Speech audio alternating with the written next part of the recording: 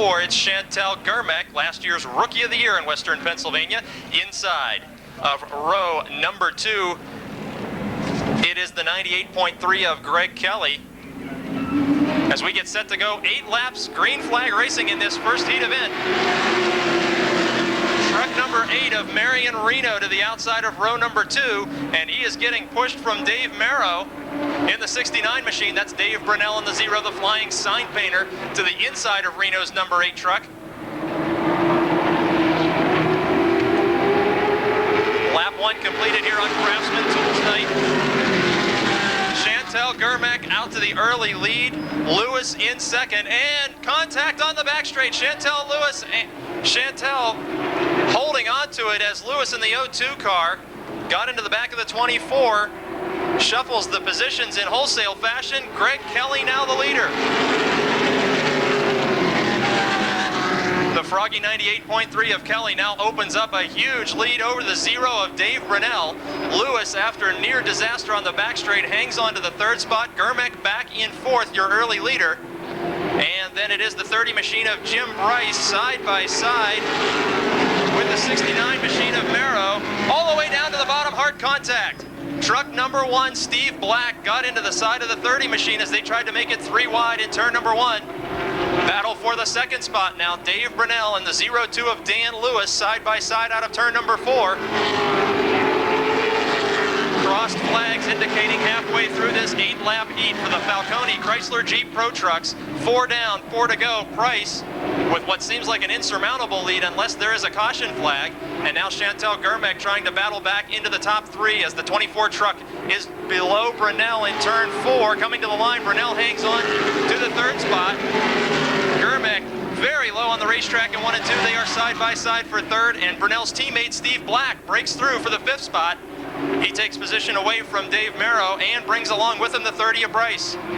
Bryce not yet able to complete that pass as they're still side by side for 3rd and for 5th.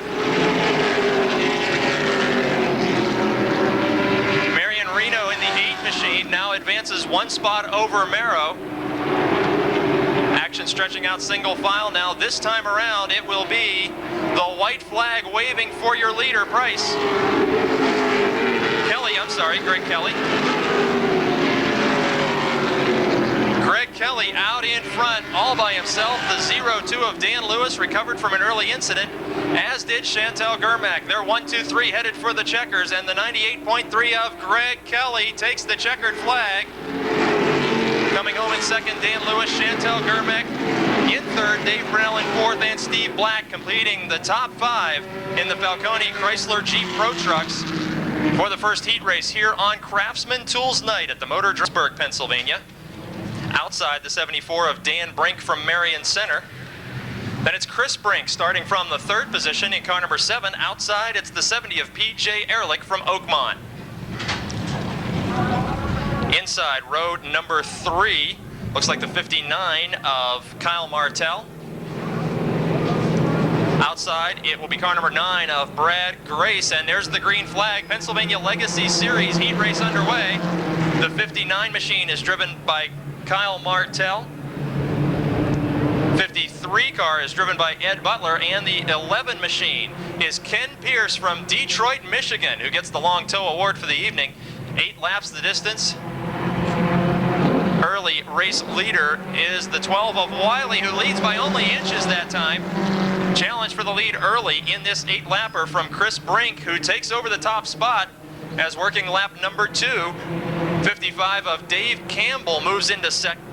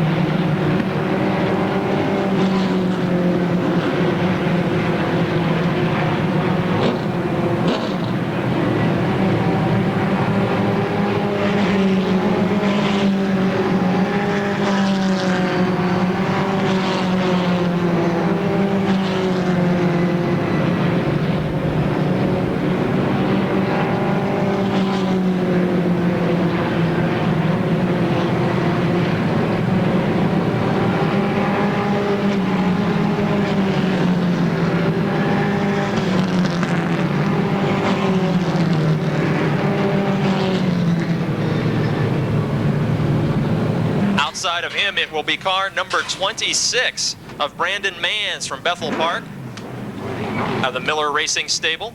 Inside row number 3, it's Tommy Beck in car number 91, and outside of him starting scratch in this first 10-lap heat race in car number 1, it's Greg Kelly. First heat race for the Falcone Dodge late models underway. Side by side in turns 1 and 2, Bobby Henry here on Craftsman Tools Night at MOTORDROME Speedway. Tonight's feature event for the late models, 40 laps in distance, and this 10-lap heat event will help determine the starting order for the big 40-lapper later this evening. There's the official green flag, and we're now underway.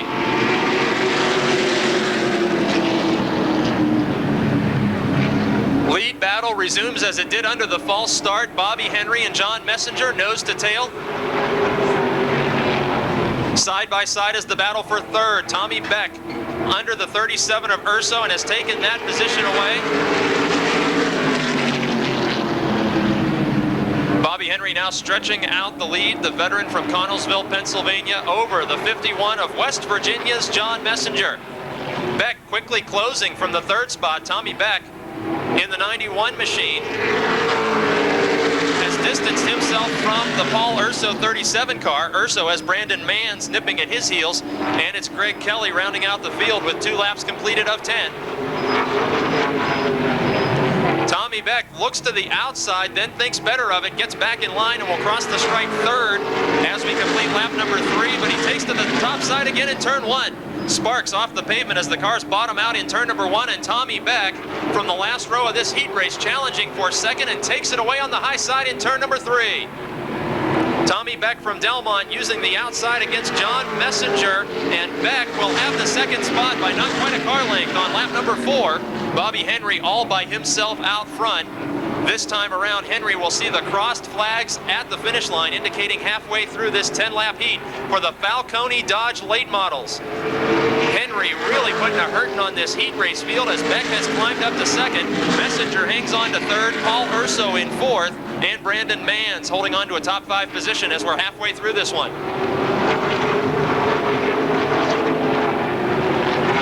These drivers not only competing for NASCAR Weekly Racing Series points, but many of these drivers tuning up for next week's big Napa 100. Next week here at Motordrome, the 100-lap late model feature as part of the Froggy Summer Series, the Napa 100. And these drivers will be feeling out the cars to do a little bit of extra work during the coming week after tonight's races are completed in preparation for next week's 100-lap event. Bobby Henry out front all by himself, Tommy Beck in second. John Messenger in third, Paul Urso in fourth, Brandon Manns in fifth. 2 laps to go, the signal given to Bobby Henry this time. Henry driving the Fuhrer Motorsports Coors Light Silver Bullet, a second car out of the Neil Brown Racing Stable. Brown will be out in the second heat race for the Falcone Dodge late models, but Henry has this one well in command as he sees the white flag. Tommy Beck marched quickly through the field, but has not been able to close the gap on Bobby Henry as he steers the 91 machine on the final lap over the 51 of John Messenger. Final 2 corners for Bobby Henry, and the 11 machine will see the checkered flag. Henry wins the first heat race. Tommy Beck comes home in second. Third, it's John Messenger. Fourth, Paul Urso. Fifth, Brandon Manns. And coming home in the final spot for heat race number 1, it will be Greg Kelly in car number 1. Back into row number 2 on the inside, we find the 61 of longtime veteran Larry Bahana. Outside of him, folks, make welcome back to the Speedway in car number 96, Mark Poole. He's been out for 4 weeks after he suffered some injuries in a racing crash. First time in 6 years he's missed the racing action here, and he is back this evening. The 33 is John Komarinsky. The 43 machine is driven by Mike Adams, and starting scratch in this field, the 99 of Ben Miley. As we get set to go 10 laps the distance, 11 feature wins among the top 2 competitors. Brown leads Miller by half a car length down the back straight. Miller in the Brooks Automotive 25 holds the inside groove over Neil Brown as they are side by side completing lap number 1 of 10. Dead heat at the line that time. Absolute tie at the line. Give the lead to Neil Brown by maybe an inch on lap number 1, and now Miller takes a full car length from him in turn 3. Rick Miller now out in front at lap 2. How about it for Mark Poole, returning to competition this evening in the 96 car? He's pulling away with the third position over John Komarinsky, and last starter Ben Miley now challenging Komarinsky for fourth, as he has already passed Bahana and Adams, who are side by side behind them. Watching the battle for the fourth position, Ben Miley on the low side in the 99 machine. The Calusi Chevrolet automobile trying to grab the fourth position away from John Komarinsky in the Rolling Rock 33. Miley started last and is about to complete his third position advance, and he does. With 4 of 10 laps completed, Miley has disposed of 3 automobiles in his march to the front. Meanwhile, up front, Rick Miller distancing himself from Neil Brown as we see the halfway indicator. 5 laps down, 5 to go in Falcone Dodge late model heat race number 2. Take a look at that lead interval. We told you 11 feature victories between the two. Brown with 6 feature wins, riding in second. But here in this heat race appears to have nothing for Rick Miller, who's won 5 NASCAR late model features here so far this season. He's got it well in hand out front. Mark Poole in the Howard Concrete Products number 96, currently riding in third, and he has about a half straightaway over Ben Miley in the 4th spot.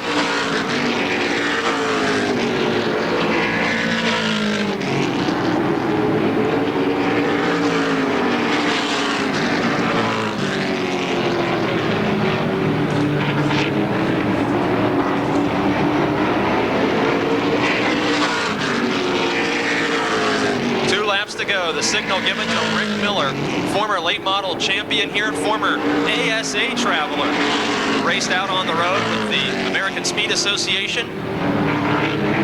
Now driving the Brooks Automotive Group number 25 as he did last season for the championship title. There's the white flag waving.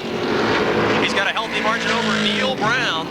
Brown, his teammate Henry, won this first event, unable to keep pace with Miller in this 10-lap preliminary event. And the checkered flag waving this time for car number 25, Rick Miller, who wins the second heat race. Neil Brown comes home in the 2nd spot. And how about Mark Poole? Welcome back to Motordrome Speedway. He's got a 3rd place finish in that heat race. Ben Miley in 4th, and Mike Adams in the 43 car wrestles a top 5 position away from John Komarinsky at the drop of the to the inside. Outside, it's the 47 of Chris Dodds, and making up the final row for this first heat race for the Smale Pontiac GMC Modifieds. It will be car number 32 of Matt Penaya and car number, I can't get a car number on that last one.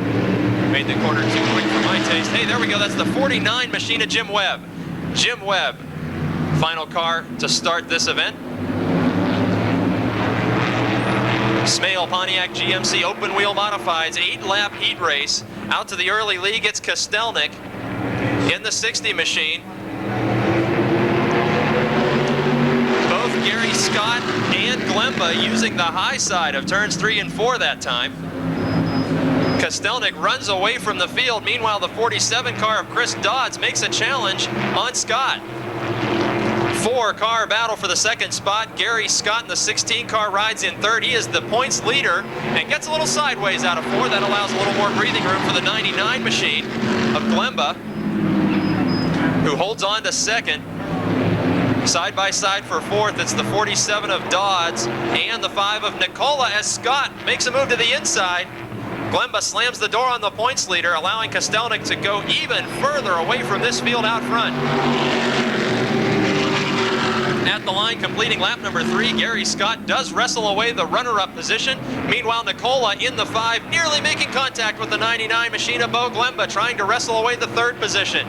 Glemba to the high side, Nicola on the bottom, and the 47 machine of Chris Dodds watching the side-by-side action in front of him. Halfway through this one, and Chris Dodds takes over the 4th spot. Gary Scott loses speed on the way out of turn 2. I don't know if he got the car sideways, but Gary Scott slowed dramatically, allowed the 5 of Nicola to close right up to him. He enters the front straight without any problem, but he was off the pace just for a split second in turn number 2, and that allowed Nicola to close the gap. Nicola now moves to the inside, challenging the points leader. Unable to get it done down the back straight. Up front, it is all Adam Kostelnik from East McKeesport. things well in hand for him as there are 2 laps remaining. Scott holds on to the second position. Then Nicola in third. Dodds in the 47 from Pittsburgh riding in the 4th spot.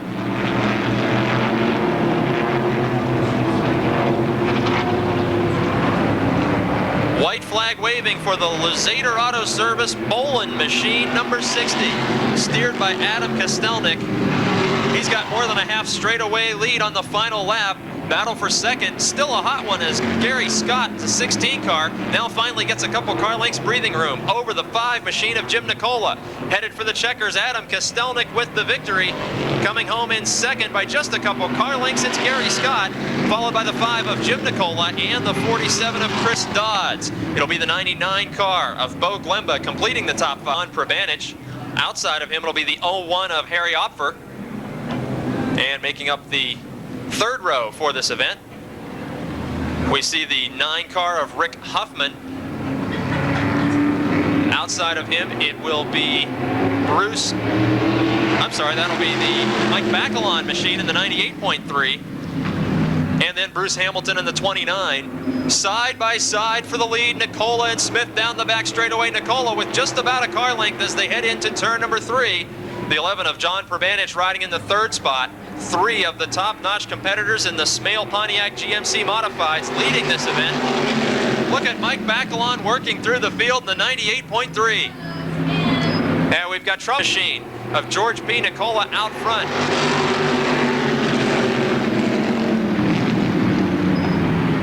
Bacalon, who started toward the rear of this event, has already passed 3 machines. And we got a spin on the back straight. Matt Smith goes around in the center of the back straight in car number 3.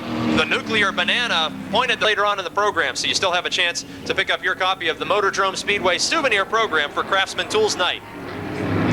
Back underway with 2 of 8 laps completed in the second heat race for the Smale Pontiac GMC Modifieds. George P. Nicola out in front, John Prabanich, and another problem, hard contact in turn number 1. That is the 9 machine driven by Rick Standings, and a former late model champion here will be driving the number 1 machine driven by Greg Kelly for the feature. Motordrome Speedway. Back to racing action. The Smale Pontiac GMC Open Wheel Modifieds, heat race number 2 with only 2 laps completed. We've had the wrong kind of action on these opening 2 laps as spins and crashes have slowed the racing, but the 97 machine of George P. Nicola returns to the point with about a 4 car length advantage over John Prabanich in the 11 car. Mike Bacalon, who started nearly scratch in this event in the 98 machine, challenging for second spot.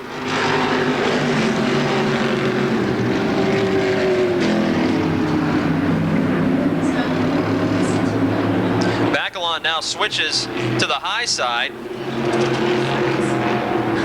Bacalon 3rd in the point standings, has 1 feature victory so far this season. He has won here at Motordrome in several divisions and has another 4 laps to try and take away the second spot from Prabanich as we are halfway through this one with George P. Nicola all by himself out front. Matt Smith, who recovered from an early spin, is now in the 4th position, several car lengths behind Bacalon. Single file racing, completing lap number 5. Again, this is an 8-lap heat race. Feature this evening will be 20 laps for the Smale Pontiac GMC Modifieds. And Bacalon mounts a serious challenge down the back straight. Bumper to bumper is the battle for second. The 11 car of John Prabanich and the 98.3 of Bacalon.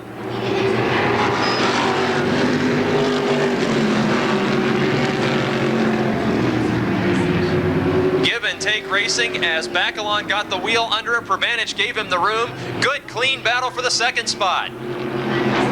Bacalon to the bottom, Prabanich to the outside, wheel to wheel in the modifieds as the white flag is waving for leader Nicola. Bacalon will take away the second spot at the white flag. Prabanich back to 3rd, and now Matt Smith has closed on this battle. Smith, who spun the Nuclear Banana on lap 1 of the back straight, has recovered and is challenging for a top 3 position. Checkered flag, meanwhile, will wave for George P. Nicola in car number 97. Coming home in second from the rear of the field, it's Mike Bacalon. John Prabanich hangs on for 3rd. Matt Smith in 4th. And the 0-1 of Henry Opfer completing the top 5 in the final heat race for the Smale Pontiac. 29, 9.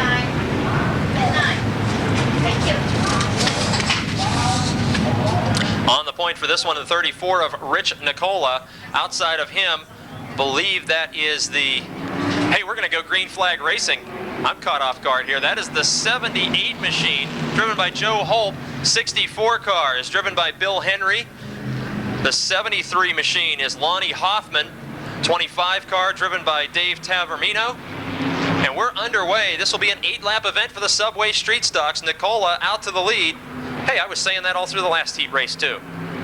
Nicola is a big part of the racing action here at Motordrome each and every week. 34 machine. You see a Subway Street Stock for sale. If you're interested in going racing in a winning car, stop down after the races and see about that machine. As he leads over the 64 car of Bill Henry, and bumper tag played for the 3rd spot. We've got the 73 car of Lonnie Hoffman making pretty hard contact with Joe Holt out of Uniontown. Side by side this time they go at the stripe in the battle for 3rd. Keep your eye on the 5 machine of Frank Turek. They call him the Meatball Man. He's won free Subway sandwiches for the crowd here at Motordrome before. Just in front of him, the 25 of Tavermino, trying to find the bottom lane and get around the Joel Dope machine. Nicola all by himself out front, Henry in 2nd, then the 73 of Lonnie Hoffman in 3rd.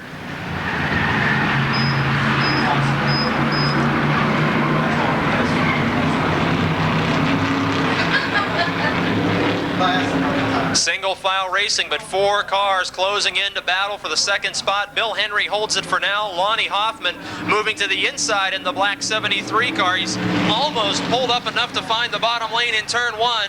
Henry skating up high just a little bit. The 64 car, look at him turning the wheel to the right. The 64 machine is loose handling down the back straight. Everybody closes in with Turek trying to push the 73 of Hoffman through. Bumper to bumper, side by side. Henry still having that back end floating around on the 64 car, but this time he'll lose 2 spots at the line as the 73 of Lonnie Hoffman and Frank Turek break through. Turek, the man on the move now in the 5 car, started at the back of the heat race. He advances himself into 2nd place by half a car length. Headed into turn 3, he completes the pass on the 73 machine of Lonnie Hoffman.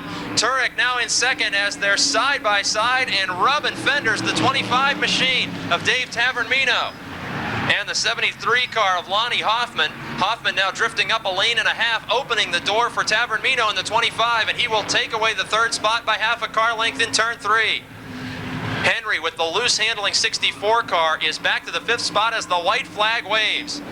Rich Nicola all by himself out front. Exciting racing going on behind him. Working the final lap, he's got about a quarter of a straightaway lead over Turek. Finally, the action settles down after a barn burner of a heat race for the Subway Street Stocks, and crossing the line as the victor, the 34 of Rich Nicola. Coming home in 2nd, the 5 of Frank Turek. In 3rd, it's Dave Tavermino in the 25, the 73 of Lonnie Hoffman, and Bill Henry in the 64 hangs on to complete the top 5. Sandwich here in the Subway Street Stocks division tonight. But first, another 8-lap heat race for the division finds Bill Ashton in the 35 on the point for this one. And the 4 car outside the front row is Vince Kiter. Inside of row 2, we find the 77 machine, driven by Rich Burbage from Newcastle. Then we have the 74 car of Jason Holder. 15 machine driven by Jonathan Heilman. And we see the 22 of veteran Robin Rimmel working lap number 1. Car number 35 out in front, Bill Ashton. Closing in the 2nd spot, it's the 77 of Rich Burbage.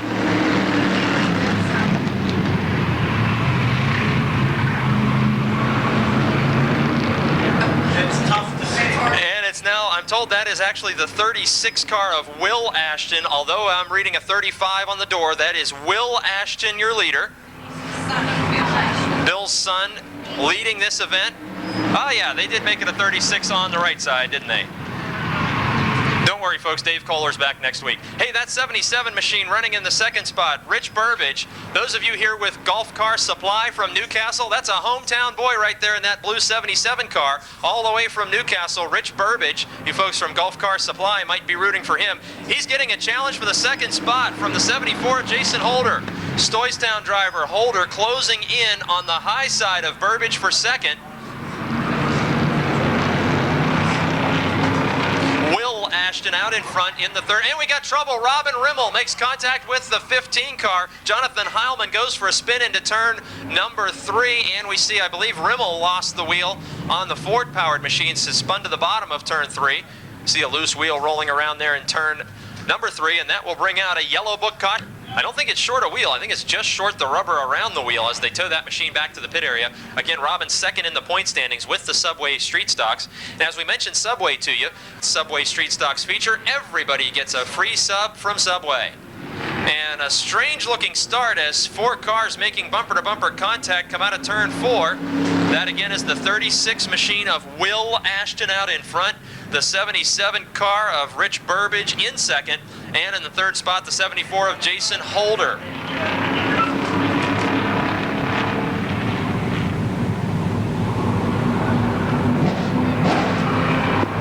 Halfway through this event, Ashton out front seeing the crossed flags. 4 to go in this second heat race for the Subway Street Stocks.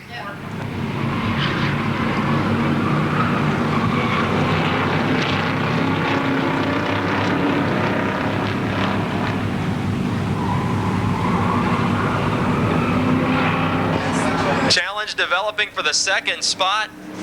Burbage in the 77 has had it from the drop of the green, but Jason Holder is looking to the top side. This time, both of those machines able to stay pretty close to Ashton. He was running away with it before that last caution flag. Burbage from Newcastle in the 77, and the Stoystown driver, Jason Holder, the Audi Racing 74 in third. This time about a half car length separate the top 3. Vince Kiter in the 4th spot. He's got that position all to himself as we have 2 laps remaining. Will Ashton, the younger of the Ashton duo, racing from Hopwood, Pennsylvania, in the Beckens Van Lines machine. Out front, and a battle again developing for second as we're at the white flag. Burbage in the 77 car, and the 74 machine of Holder. They should be just about side by side as they enter turn number 3, and indeed they are. Ashton with barely enough breathing room to have the lead to himself, and now they're pouring all over him in the battle for second as well. Coming to the line, Holder has second and maybe the lead. No! Will Ashton hangs on for the victory. A late race charge by Stoystown's Jason Holder in the car of Scott Aiello. The 04 machine is driven by Bob Shipp, and outside of him is the 88 machine driven by Harold Hunt from Hunker, Pennsylvania. And we move back to the 1 machine driven by Tracy Keller as the green flag waves. How about the 4 of Mike Lemley making a big jump at the start? Big trouble out of turn number 2. Spin by the 50 machine of Jeff Giles. He is at a stop right now, still under green. We'll see if he can refire the car, but he cannot, and the caution flag will wave. The 1 car of Tracy Keller.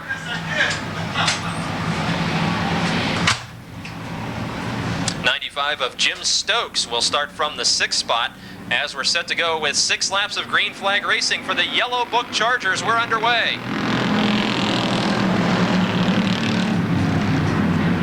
McManus in the 17 is watching 3 cars wide in front of him at the back of the field. Meanwhile, up front, Scott Aiello in a former Germec Racing number 24 car takes out to the lead. Lemley in the 4 drops into second. Battle for third. Side by side is the... Oh, we've got problems further back as 1 car is off the racetrack, sliding through turn number 4. It's the 95 machine of Jim Stokes. He dropped into the grass for just a minute, then gathered it back up, but will lose several positions on lap number 1. Meanwhile, a battle up front. Lemley in the 4 car takes to the bottom of Aiello. The number 1 of Tracy Keller moves into 4th around your pole sitter, the 65 of Scott Margie. Aiello continues to lead. But look at this challenge for the lead on the back straight, the 4 of Lemley and the 24 of Aiello.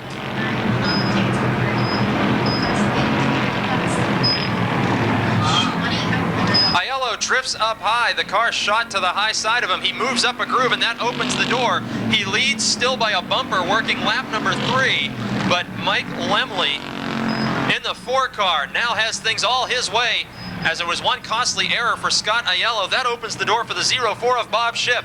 The Jefferson Hills, Pennsylvania driver moves into second place. Aiello in one lap from the point back to third. And we've got another problem in turn 4. The 51 car of Rick Broadwater nearly spins all the way around, but he's saved by the 50 of Jeff Giles, who pushes him back in the right direction. We're still green flag racing with 2 laps to go. 04 of Bob Shipp now challenging to the outside of Lemley. Side by side in turn 4, the leaders will come to the stripe to see the white flag. Lemley still holds on to it by a few feet as Shipp works the high side. Aiello was able to stick with that group after his miscue. Who's it going to be this time, race fans? Swapping the lead by inches on the final lap, the 4 of Mike Lemley, the 04 of Bob Shipp. Coming to the line, Shipp gets up just a little bit too high, and the checkered flag will wave for Lemley by not quite a car length. Mike Lemley will win the Yellow Book Chargers heat race, followed very closely by the 04 of Bob Shipp, the 24 of Scott Aiello. The 1 car of Tracy Keller comes home in 4th, and the 57 of I believe that's the 24 of Mike Oleksick starting to the inside of row number 3.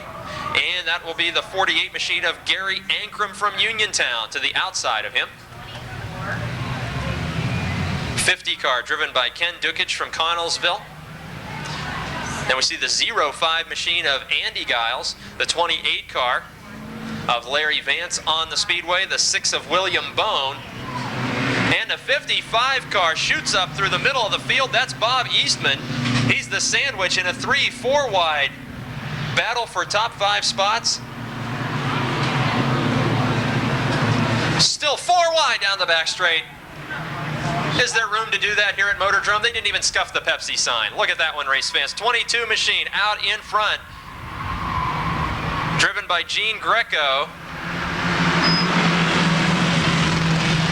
He's got the 5 of Bill Oldham all over him.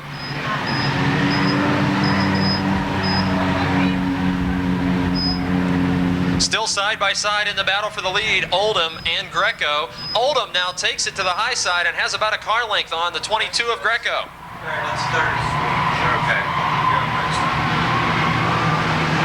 Thank you. Give the lead back that time to Greco. Hey, I'm loving this. Side by side for the lead. They were 4 wide on the first lap.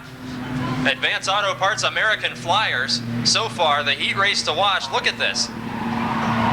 Finally, there's a clear-cut leader, and that is the 5 machine of Bill Oldham. We saw the 55 car, driven by Bob Eastman, get a great start. He's being challenged for 3rd now. It's the 24 car of Mike Oleksick side by side with him.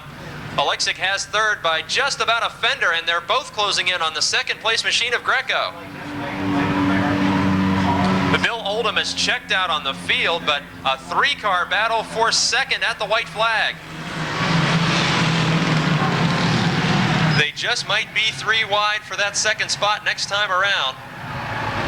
Greco has held on to that from the start. This is working the final lap now as the 24 of Oleksick and the 55 of Eastman. Look at Eastman powering around the outside, taking 3rd and challenging for 2nd. The win will go to the 5 of Bill Oldham. And coming home in the 2nd spot, it will be the 22 of Greco. Bill Oldham takes the 5 car to a victory, a convincing one near the end. Bryce drives truck number 30. He will be starting in row number 3. Outside of him, it will be the 1 of Steve Black from Greensburg.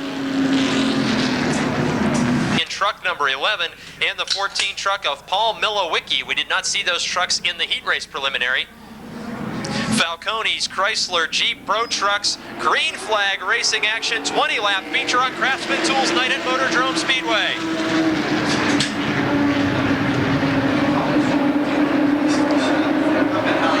Greg Kelly and the 69 machine of Dave Merrow taking out to the lead. They're stacking them up in the middle of the field.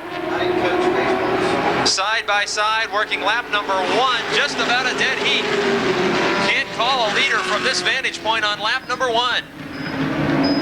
Clearly clearly Greg Kelly now with the advantage down the back straight. Officially, he did lead lap number 1. 69 of Merrow holds on to second, fishtails down the front straight. Then it's the 0-2 of Dan Lewis. Lewis challenging for second. He had a scare in his heat race on the back straight, but he pulls to the inside to challenge for the runner-up spot. Right behind them is Black in truck number 1. 3-truck battle for second. Dan Lewis grabs the spot, the Monongahela driver. Now the runner-up. Contact made between Steve Black in the 1 and the 69, Dave Merrow. Merrow sat on the pole for this event in jeopardy of losing the 3rd position, and he does to Steve Black. Greg Kelly, your leader, Dan Lewis in second, and now Steve Black, the Greensburg, Pennsylvania driver, moving up into the 3rd position. Completing the top 5, it's the 30 of Jim Bryce right now, the McKeesport driver that has the Germack team trucks hot on his heels. Chantel Germack in the 24 and Marion Reno in the 8. Both challenging for top 5 positions as it's a 3-truck battle for the 5th spot.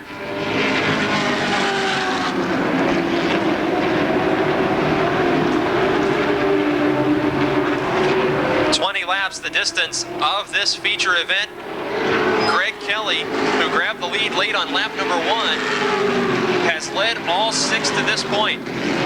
He might be pulling away just a bit from Dan Lewis and Steve Black. Black, who passed several trucks early to reach the 3rd spot. Chantel Germack now challenging for the scoreboard position of 5th. Germack can be on the board with a pass of the 30 truck of Jim Bryce. Bryce from McKeesport, and Germack, last year's Rookie of the Year in Western Pennsylvania.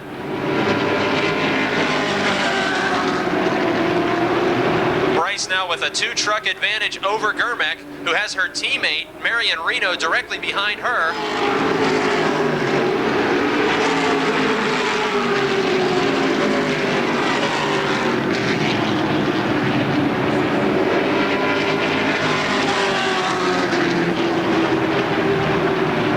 Laps completed of 20. This time at the stripe, we will begin working lap number 9. Next time around, leader Greg Kelly from Connellsville, Pennsylvania, will see the crossed flags. His interval remains just about constant over the 0-2 of Dan Lewis from Monongahela. And Steve Black from Greensburg in the 1. 3 trucks that have checked out from the rest of the field. They're just a couple car lengths apart from one another, but it's a long distance back to 4th, where pole sitter Dave Merrow from Wall, Pennsylvania, finds himself as Chantel Germack takes over the 5th spot, and directly behind her teammate Marion Reno gets into the 30 truck of Jim Bryce, and those two go for a spin. Caution flag on lap 10 of 20. But we're back underway with 10 more circuits remaining in the Falcone Chrysler Jeep Pro Truck Division.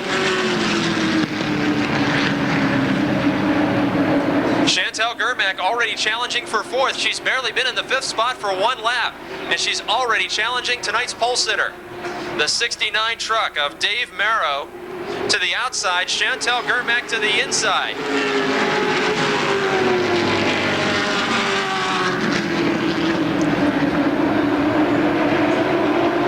Jim Bryce returning to the pit area, perhaps more damage than just a tire to truck number 30 after that caution incident. But side by side now for the lead as well as 4th. Germack takes over 4th, but let's turn our eyes to the lead. 0-2 of Dan Lewis side by side, ready to rub fenders with Greg Kelly in the Froggy 98 truck, and indeed they make contact on the back straight. The 1 of Steve Black watching this action in front of him. Look for tire donuts on both of those trucks as they had to be close enough to smack tires down the back straight. New leader working lap number 13 is Lewis. Dan Lewis in the 0-2. Now your leader with just 7 circuits remaining. The Froggy 98.3 of Greg Kelly is back to 2nd. And the 1 of Steve Black, a close 3rd and now able to challenge for 2nd.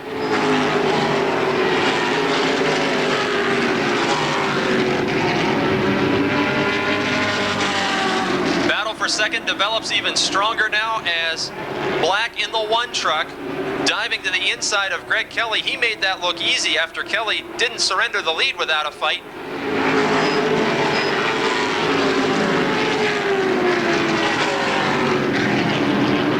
Out in front front, the 02 of Dan Lewis from Monongahela. The CCCM sponsored cross connection control machine.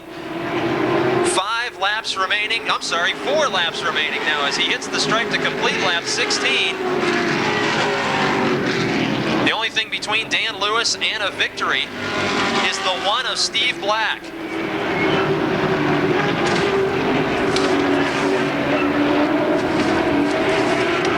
Black is in fact able to close in.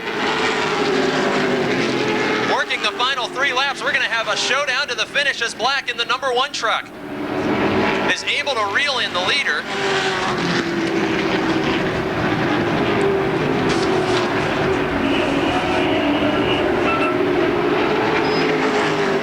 Just 2 laps remaining in tonight's first feature event.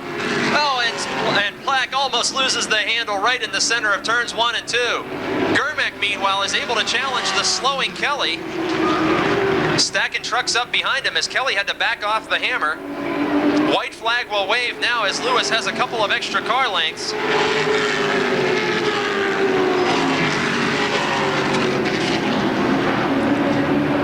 Dan Lewis, with 1 victory already this season in the 02 truck, takes his final corner, and the Falcone Chrysler Jeep Pro Truck feature will go to Dan Lewis in the 02.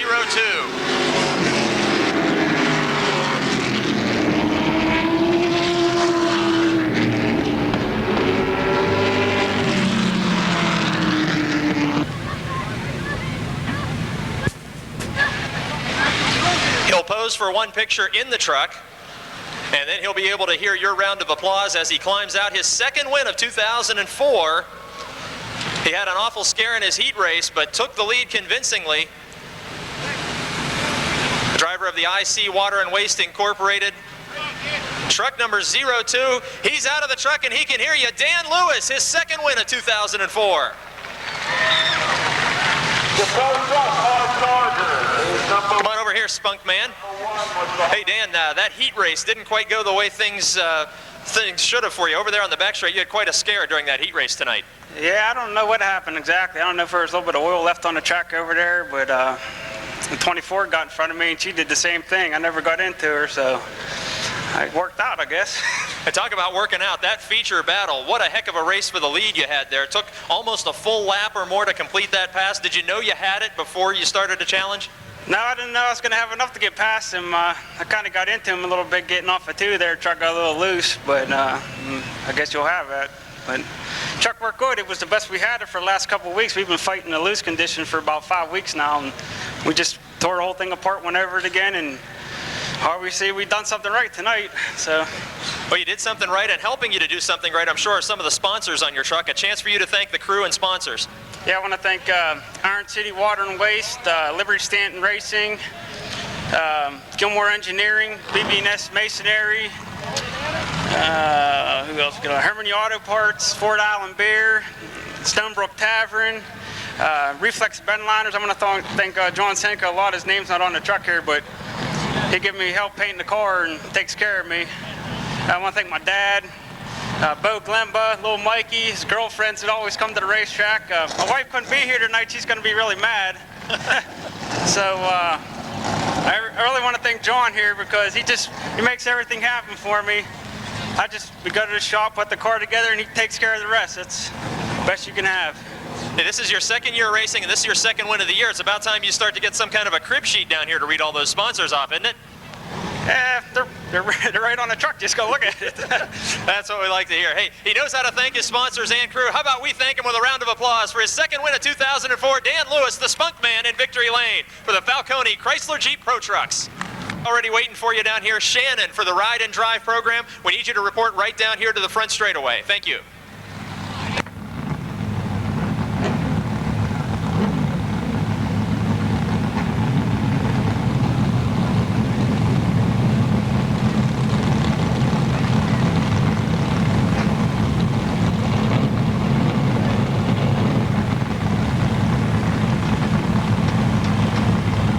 (2336), 2348, 2350, and 2374. Those first 25 prizes courtesy of Craftsman.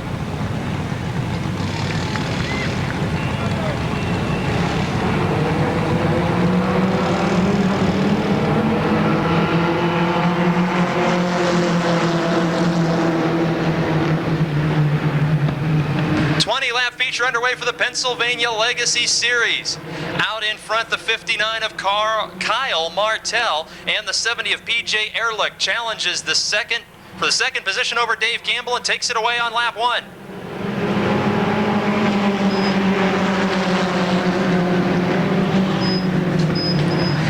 Laps the distance as the Pennsylvania Legacy Series stacks them up hard. Many cars making hard contact in turn number 2. Awful hard hits there in that incident. We see among those cars the 53 of Ed Butler. That's the silver and pink machine. 19 laps remaining as we're set to go green flag racing once again. It's the 59 of Kyle Martell taking the green flag as your leader on lap 1. The 70 of PJ Ehrlich in second. The 55 of Dave Campbell in third. And then it's the 9 machine of Brad Grace. That begins the caution cars, actually. Top 3, the only drivers out on the speedway who were not a part of that. And lighting up the night is the 74 of Dan Brink. Shower of sparks in turn number 3. He will obviously be bringing that car to the pits if he can make it that far. Caution flag, yellow book caution in the Pennsylvania Legacy Series. Green flag waves once again over the 59 of Kyle Martell, the 70 of PJ Ehrlich from Oakmont. Then we have the 55 of Dave Campbell, your top 3 runners. 3 cars behind them were all a part of that lap 1 caution flag incident, so the top 3 cars, no surprise, they're checking out.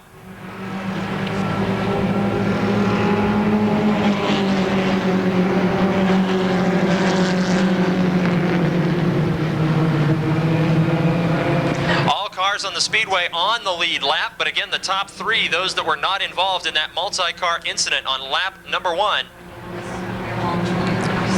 Martell out in front, Ehrlich in second, Campbell in third,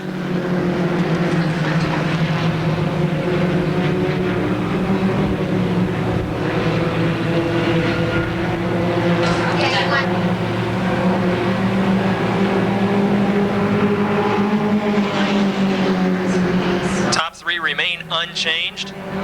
Immediately following this feature, we will be having the ride and drive experience. Shannon Cassidy will be participating in the ride and drive from Eugene Ciferno's late model around the speedway. And that will all be preceding our late model feature as the Falcone Dodge late model 40 lapper will be taking place immediately following this event.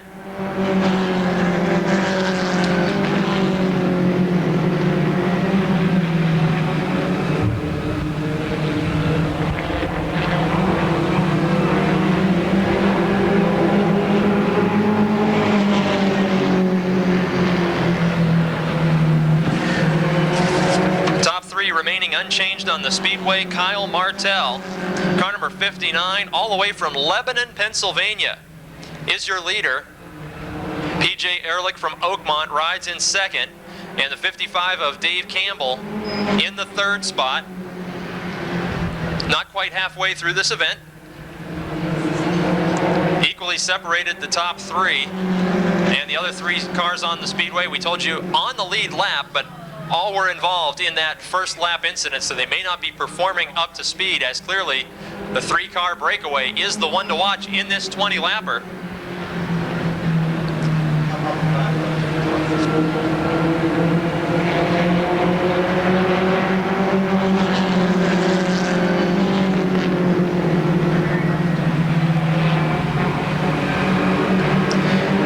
Martell will see the crossed flags this time as he leads to the halfway point.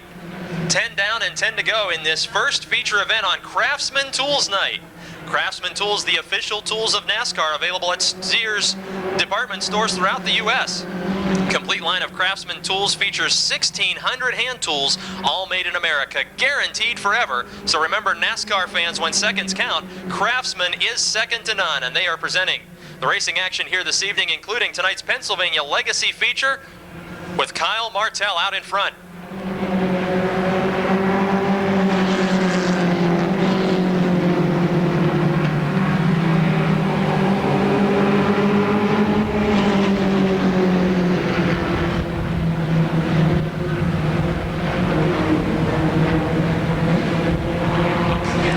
got a battle for the lead and contact down the back straight. The 70 machine of Ehrlich wants to see his number first on the scoreboard, and he dives to the inside of Martel. They made contact on the back straight, still racing very close, but working lap number 13, we have a new leader.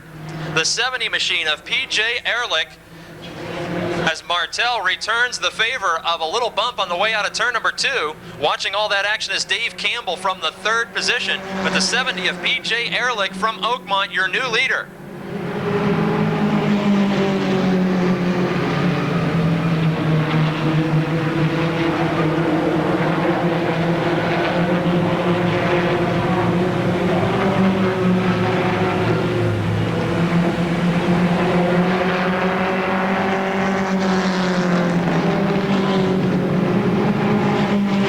Only 5 laps remaining. P.J. Ehrlich, who took the lead in the closing stage of this event. Kyle Martel from Lebanon, Pennsylvania, now back to 2nd. And it seems like Dave Campbell may have something to say about the 2nd spot. Campbell in the 55 car from Apollo, Pennsylvania, and a couple of times now he has been close enough to reach out and touch the back bumper of the 59 car. Lap traffic playing a part now. Michigan's Ken Pierce, the first back marker that the leaders encounter.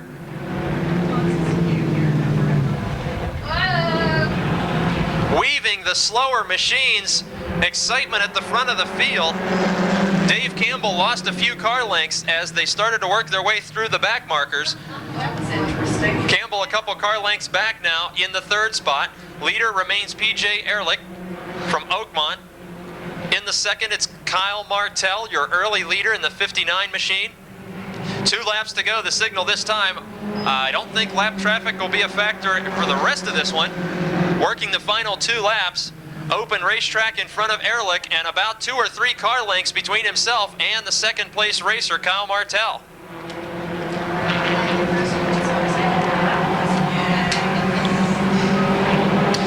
White flag waving for Ehrlich.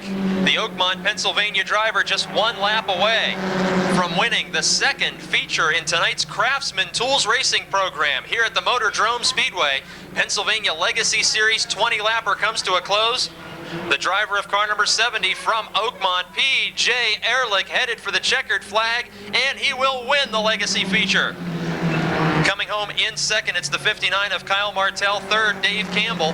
4th, it's the 9 of Brad Grace.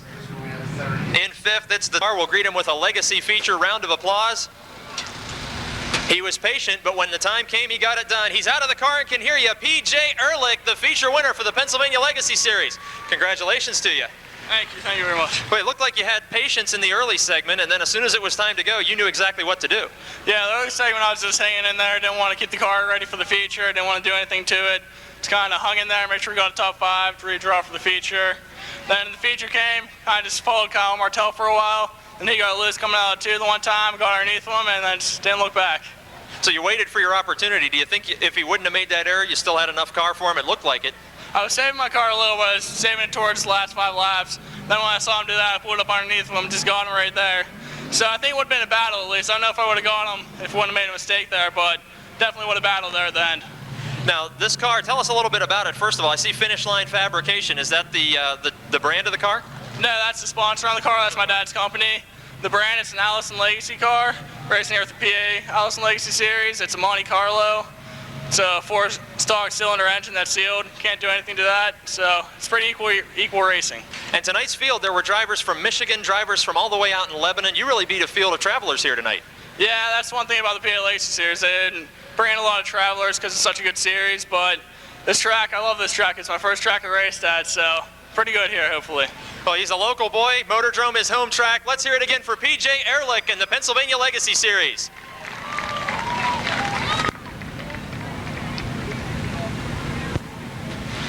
Hey, Wheaton Fire Department 50-50. PJ's still in his photo session there. Oh, no, I'm not authorized to do that kind of work. No, we'll let him do it. That way it's fair. They're a 5-star dealership with a huge inventory of high-quality new and pre-owned vehicles. The team at Falcone's Chrysler, Dodge, and Jeep believes that customer service means making your vehicle buying experience an enjoyable one. That's Falcone's Chrysler, Dodge, and Jeep. located at 4803 Route 51 North in Belle Vernon, PA. 7 of Paul Urso from Glenshaw. John Komarinsky drives the 33 car from Greensburg, Pennsylvania. Outside of him, it's the return of Mark Poole. He's from 84 Pennsylvania. He drives the 96 car. Rick Miller in the 25 car starts inside of row number 4. The 99 of Ben Miley. 91 is Tommy Beck. 26 car is Brandon Mans. 98 Neil Brown. 95 car Gary Wiltrow tagging the tail of the field. That was the number 1 car earlier tonight. The 61 starting scratch is Larry Bahana. Shooting up to the 3rd spot, it's Rick Miller. They are side by side for the lead in front of him and side by side for 4th behind him. At the line, Bobby Henry leads lap 1. Henry in the Neil Brown backup car. 2-car effort out here the past few weeks. Henry from Connellsville out in front as Rick Miller takes away the 2nd spot from Mike Adams. Adams, the Portview, Pennsylvania driver, shuffled back to 3rd by several car lengths as Neil Brown is storming through the field. Brown, who started near to the rear of the field, is already past the 91 of Tommy Beck and is closing quickly on Adams in the 43 car. Battle for 3rd quickly develops as Neil Brown will take the spot away in just 1 corner. The Coors Light 98 of Neil Brown set up for the pass and executed. He took away the 3rd spot in just feet. Now we turn our attention to the lead where Rick Miller shoots to the inside. Longtime rival Bobby Henry on the outside. Miller and Henry side by side at the stripe this time. Give the lead to Rick Miller working lap number 4. Little bit of contact as the leader almost gets sideways. Bobby Henry close enough to reach out and touch him. Henry's teammate Neil Brown in 3rd and closing on the 11 car. John Komarinsky off the pace as the 33 car is sputtering badly down the back straightaway. Not headed for the pit area yet, but badly off the pace and shooting flames out the pipes of the 33 car. The Green Light Rolling Rock machine not having a good evening here on Craftsman Tools Night. Working lap number 6, Rick Miller continues to lead Bobby Henry. In the 3rd spot, several car lengths back, is Neil Brown, who started near the tail of the field. Tommy Beck hangs on to 4th, and now Ben Miley with a problem. The 99 machine down the front straight, idling almost to a stop as he is in turn number 2, but should make it to the back straight pit lane. Komarinsky has already returned to the pits and shut the car off. Miley passes up the back straight entrance, and the leaders blast by the 99. Ben Miley, the Pink Panther from Venetia, in his first season of asphalt racing, retires from this 40-lap event. We're working lap 8 with Rick Miller in car number 25, the current points leader here at MOTORDROME Speedway. He's got 5 victories so far this season, and he is leading Bobby Henry, who has not given up. He made the pass for the lead seem relatively easy, but Henry hangs right with him. Bobby Henry using the B team of the Buehrer Coors Light Silver Bullet team, while team owner Neil Brown rides in 3rd and now seems unable to reel in the top 2. Brown stays a consistent corner behind, while Rick Miller and Bobby Henry remain tight up front. 10 laps completed of 40.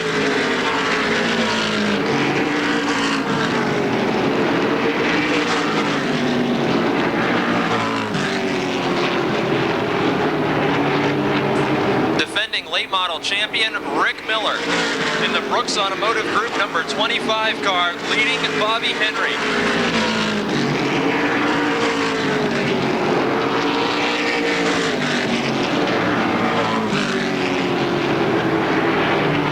Want to give another call to Mark Poole in car number 96.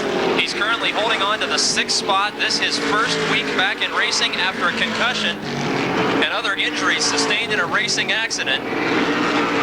He is holding on to the 6th spot. Excellent return for Poole.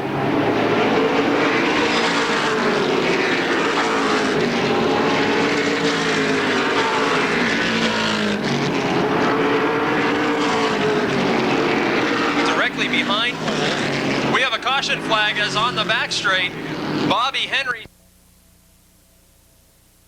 Tommy Beck. Blade. Muscle back. Blade in the short irons, cavity back and long. He's cavity, I'm Blade. Pro V1. Pro V1X. Pro V1. Steel. I like graphite. Boxers.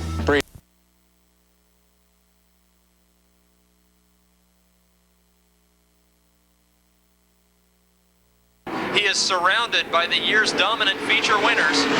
Neil Brown with 6 wins just in front of him. Gary Wiltrout just behind him with 3 feature wins. Wiltrout using the Greg Kelly #1 car that has been renumbered 95 so that Wiltrout can try and maintain his 3rd position in the point standings or possibly gain on Neil Brown.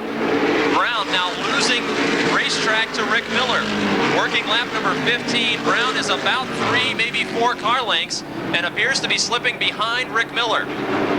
Miller out in front after taking the lead from Bobby Henry. Henry has returned to the racetrack and passed 2 cars after being sent to the tail for that spin.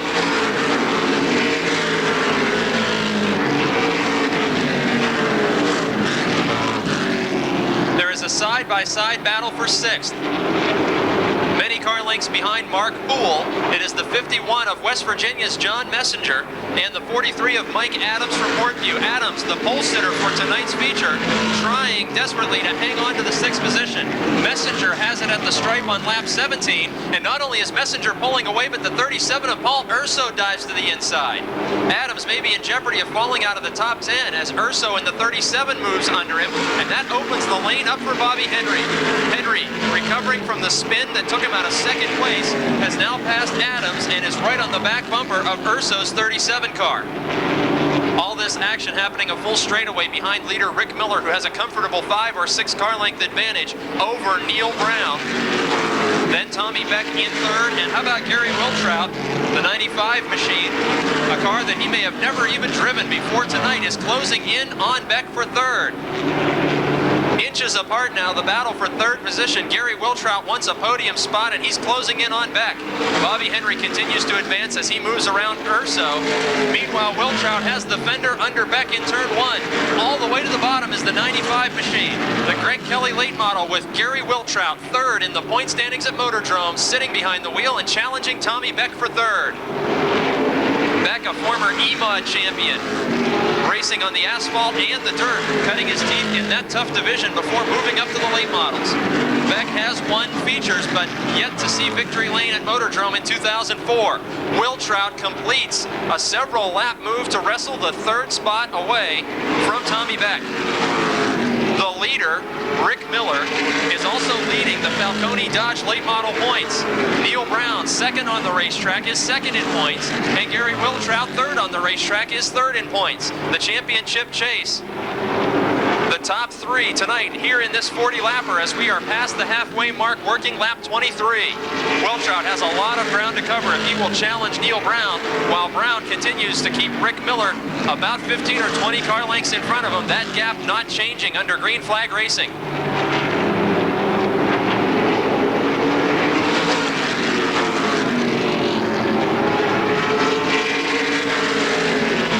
Bobby Henry marching up through the field as he has now passed the 51 machine of Messenger, placing him in the 6th spot. And Larry Bahana brings the number 61 car down pit lane. The car rolling very, very slowly, but able to park at his pit. Tough break for the longtime Motordrome veteran in the 61 machine.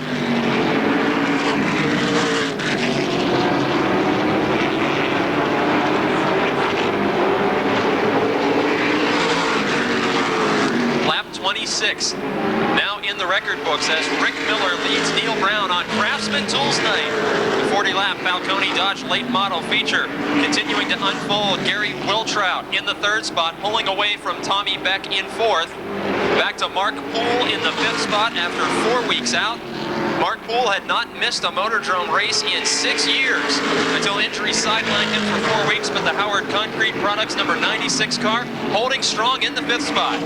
Bobby Henry has now advanced up to 6th after passing John Messenger. He has come from the tail of the field from an early spin which took him out of the running for 2nd place, and he is now closing on Poole's 96 machine. Battle developing for 5th place on the racetrack in turn number 1. Bobby Henry inching toward the back bumper of Mark Poole. Down to the inside goes the Coors Light 11 of Henry. Side by side in 3 and 4. Poole still not willing to give up. No fear after that accident that sidelined him for 4 weeks, but he does not have enough to hold back the advances of Bobby Henry. The Connellsville veteran now on the scoreboard again in 5th after spinning from the 2nd position, while leader Rick Miller works the back markers. Miller about to put a lap on the event's pole sitter, Mike Adams. The handle has gone away on that machine after starting up front. Miller side by side with the 43 car and putting tonight's pole sitter one lap down as he continues to gain ground.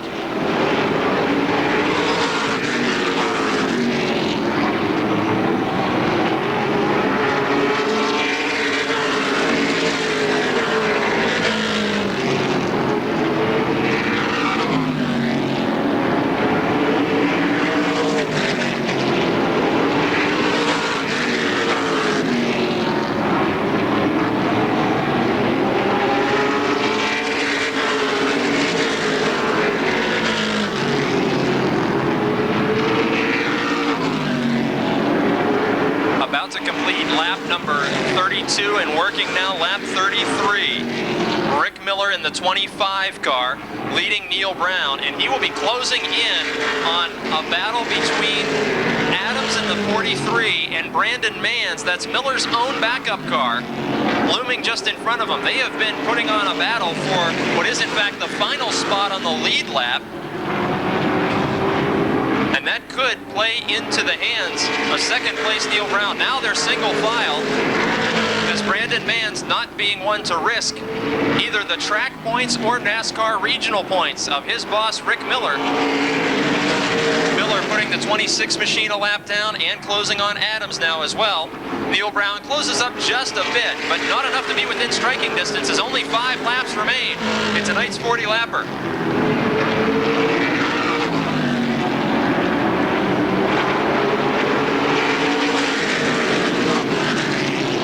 Now with clear racetrack in front of him for 4 laps to go. Neil Brown has cleared the Adams lapped machine.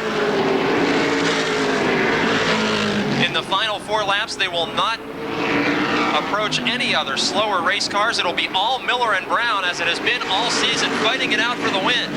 Brown just a little bit closer as the leaders weave those lap cars. Working on lap 37 down the back straight. The interval has decreased, but it doesn't appear right now that Brown can mount a challenge against Rick Miller. Miller, who spent seasons traveling with the ASA Racing Series.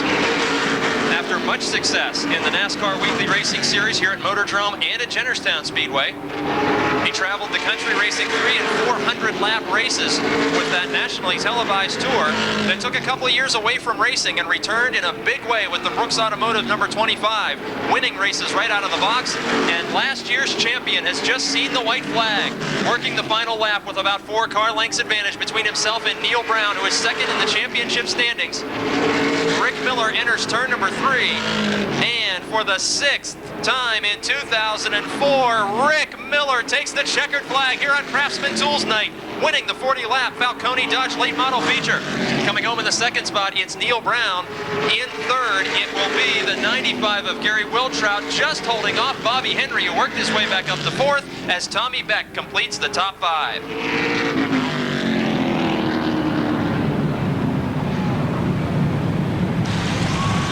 In addition to congratulating tonight's feature winner, Rick Miller, we will also be drawing for the Pittsburgh Circle Track Club prize, that set of flags. We will be drawing for that here in just a minute as they're taking tire temperatures on the Brooks Automotive Group number 25. 6 wins on the season, current points leader and defending track champion of the Falcone Dodge Late Models here at Motordrome Speedway. He's climbing out of the car and can hear you. Let's hear it for Rick Miller in car number 25. Congratulations to you, Rick. Thank you, Mike. It's quite good to be back in victory lane again. Well, you have been racing Bobby Henry for how many years now? And to take the lead from him, it's got to feel like maybe it's even 10, 15 years ago. Oh, yeah, Bobby's a great racer, man. He had that car just flying early on there, and he got a little bit loose there at the end. But, man, I'll tell you what, he did a good job in the car tonight. Now, right behind you was Neil Brown. He's right behind you in the points chase. You've now tied him with 6 victories. Are you one of the drivers that keeps an eye on the point standings each week? Oh, you have to when you're in our positions. I mean, you look at points all the time. I mean, you don't go to bed without thinking about points. But winning races is the way to championships. This is also going to help you out in the NASCAR point standings as well in the Northeast region. Now, you've won an awful lot of races and a lot of titles, but the Northeast region championship of NASCAR has eluded you to this point. Is that something that's on the goals for this season? We started out that way, and we kind of lost track. We lost a handle a little bit, and struggled with it there a little bit. And I'll give the crew a heck of a thumbs up there. They did a heck of a job keeping the car underneath me tonight. So hopefully we can battle into it. Now tell us a little bit about this ride, because I know after your ASA career, you took a year or two off of racing, and then all of a sudden you're back in a big way with this number 25 machine. Yeah, it's a left-hander chassis. Brooks Automotive Group sponsors it. Judy, Steffi Files, 5-lane, Swanky engines, Diamond Wheels, 5-star. You know, the whole group of everybody supports us. On his 6th win of the season, let's have another round of applause and congratulations to Rick Miller, winning tonight's Falcone Dodge 40-lap late model feature on Craftsman Tools Night. Blue ticket number 866-208. 866-208. If you have won, report to the flag stand, right here to the flag stand, and we will get you your set of flags. That is a beautiful set. Jerry, thanks for coming out. We always appreciate the Circle Track Club being around, and I'm telling everybody they need to be a member, and tell them how they can do.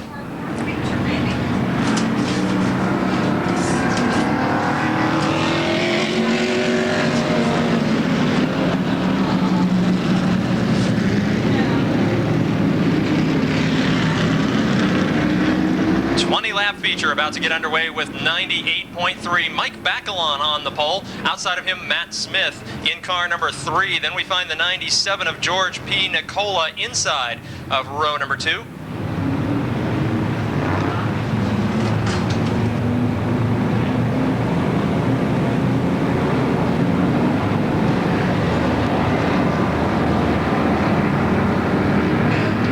It's Harry Opfer of Bell Vernon in the 01 car, and a strange start as pole sitter Bacalon didn't get on the hammer. We're going to wave that one.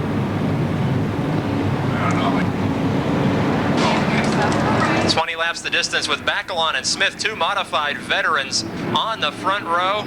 Green flag comes out. There's a nice formation start into turn number 1, 2 by 2, the first 4 rows. Bacalon in the 98 on the bottom. Matt Smith in the nuclear banana number 3 up high. Nicola in the 97 moves quickly into 3rd, and up to 4th, the blue 16 of points leader Gary Scott.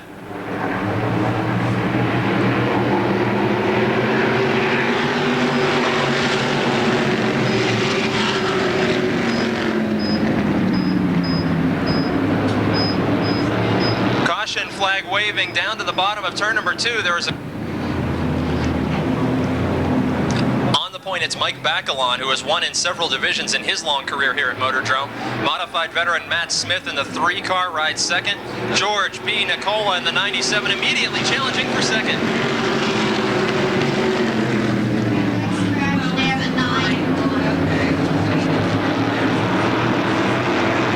Nicola, one of the dominant feature winners here this season, takes the 97 machine inside of Smith, taking away the second position, and Scott wants to do the same. The Swissvale Music 16 of Gary Scott completes the pass on Smith after they bang wheels in turn number 1. Top 3 now Bacalon, Nicola, Scott.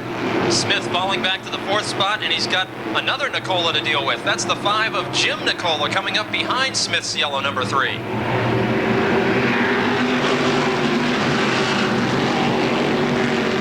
Bacalon in the Froggy 98.3. Out in front, working lap number 3 of 20. George P. Nicola right on his back bumper as they enter turn number 3. Gary Scott, part of that 3-car breakaway, and a pass for 4th as Jim Nicola just squeezes under the 3 of Smith. I think Smith may still have the 4th position at the line, but coming out of turn number 2, it's all Jim Nicola as he accelerates away from the nuclear banana number 3, and a lead battle develops in turn 3. George P. Nicola to the inside of Bacalon, couldn't get it done that time. They're nose to tail with Gary Scott in 3rd, the points leader. Each time in turn number 2, Nicola able to cling right to the back bumper of Bacalon's machine, and again he launches down the back straight, looks to the inside but can't get it done. Not even a wheel able to squeeze in between the grass and the Bacalon machine as they enter turn 3. Right on him in the front straight. Bumper to bumper, wheel to wheel, the Smale Pontiac GMC Modifieds on lap number 6, putting on a thriller.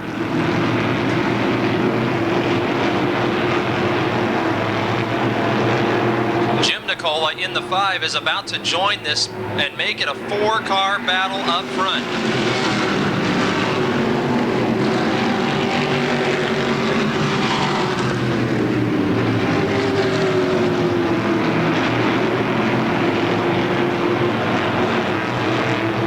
still hanging on to a top 5 position. Right behind him, it is the 60 of Adam Kostelnik. Kostelnik trying to get on the scoreboard by taking away 5th. He's almost got it under Smith, but couldn't pull it off that time. Lead battle intensifies in turn number 3. Bacalon slams the door hard that time on Nicola and almost too hard. Scott gets punted by Jim Nicola from behind as everybody's on the binders, but we stay green flag racing.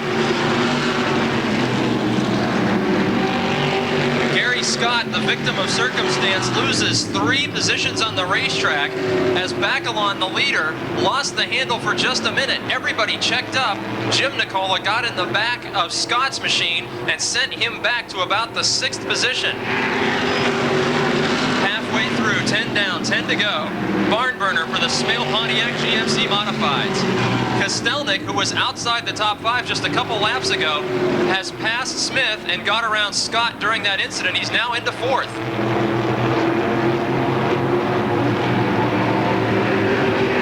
Mike Bacalon has led all 11 laps to this point, but it hasn't been easy as he nearly lost the handle, nearly took out the top 3. These guys know what they're doing. Everybody keeps it pointed in the right direction. We're still under green flag racing, and the lead battle is about to get heated once again. Bacalon up front, George P. Nicola in 2nd, Jim Nicola in 3rd, Adam Kostelnik in 4th.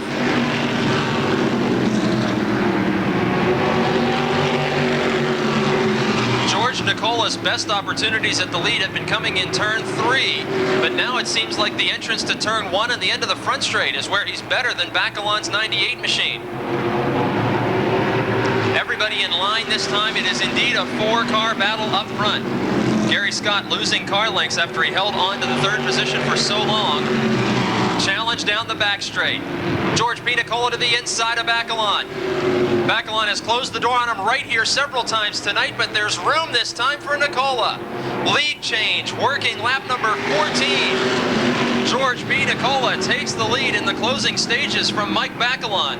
Jim Nicola in 3rd, and new life for Gary Scott as he's now challenging Kostelnik for 4th. George P. Nicola, 4th in the point standings coming into tonight's racing, takes the lead from Bacalon and may have enough car to pull out to a few car length advantage. Bacalon still relatively close. Jim Nicola up from the back of the field in the 5. And Kostelnik now has an extra car length or 2 between himself and Gary Scott, the points leader. Kostelnik in 4th. Scott in 5th. Matt Smith a distant 6th.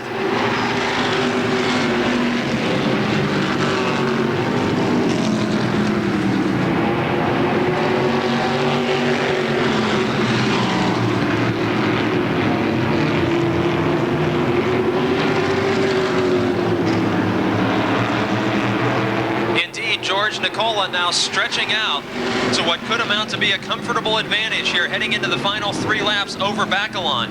Bacalon now has Jim Nicola nipping at his heels and Adam Kostelnik, who also started pretty far back in this main event, challenging for a top 3 position.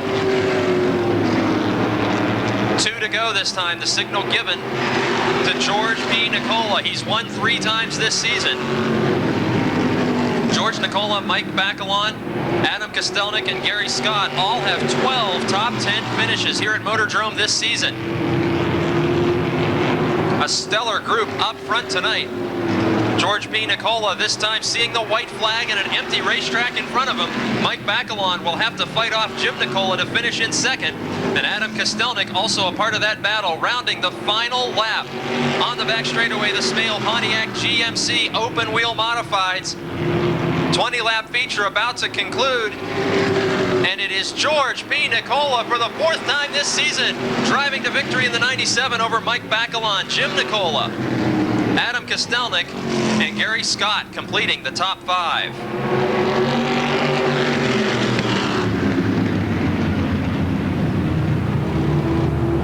Another winner. Don't throw away those blue tickets. George Nicola will draw another winner since the prize went unclaimed after the last feature.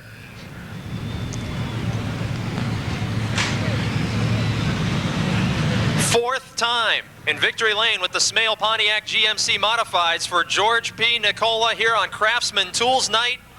He's out of the car. He can hear you. Let's hear it for George P. Nicola. Congratulations to you. Thank you very much. Boy, you tried in turn 3, you tried in turn 3, you tried in turn 1, you tried in turn 1, it finally paid off. Took more than half the race. Did you expect to have to work that hard? No, I knew Mike is a tough competitor. I knew he'd race me for every inch, but we both wound up coming out clean, but that was fun racing. It looked like a lot of fun, and when you say clean, I'm down here and there are no marks on this race car. Has to be fun when you pull off a pass like that after the halfway point and you're racing with somebody you know pretty well and have raced before. Oh yeah, it's a blast. I mean, if anybody wants to try it, I say go and do it. Hey, another car on that board was Jim Nicola. He was coming up through there. There's Nicolas all over this place on any given race night. What's the connection there? Connect all the family members for us. Well, Jimmy's my uncle, Rick's my uncle, and my dad is George Nicola, and then Joe races up Jennerstown also, and then we're just bred into it, you know? So Mike Bacalon knows he's not going to rub the car of a Nicola because he's going to have a whole bunch of people to contend with. Is that right? Oh, Mike's raced us a long time. We run on the dirt with him, and he's a good guy. He's won in a lot of divisions here. Hey, you've got 4 victories. You're climbing up in the standings. Congratulations to you. Thank you very much. He's George P. Nicola with his 4th win in the Smale Pontiac GMC Modifieds at Motordrome in 2004.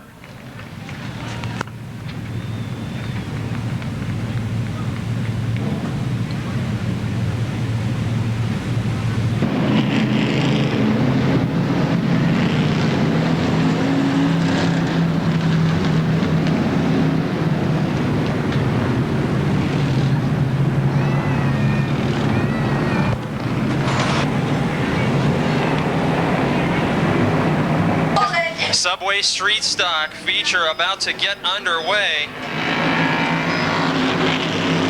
20 laps the distance, and it's Meatball Man himself, Frank Turek, in the 5 car, taking out to the early lead.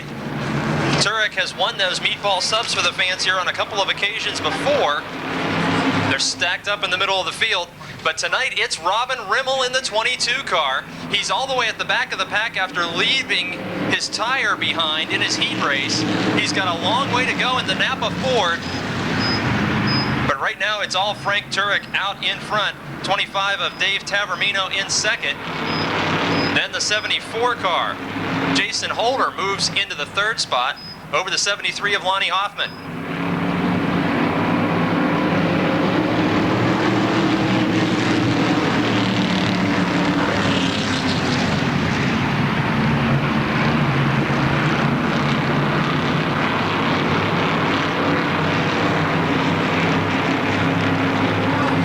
Developing now for the 4th position. It's a 4-car battle with Vince Kiter in the 4. Then the 15 of Jonathan Heilman, who had a tough break in his heat race earlier tonight. Both of those machines challenging Lonnie Hoffman's 73 car. Turek opens up an advantage now. Frank Turek with several car lengths over Dave Tavermino in the 25. They're going 3 wide down the front stretch. Robin Rimmel to the inside, the 36, we should say, of Will Ashton, and the 64 of Henry. That battle at the back of the field while Turek runs away with this one up front.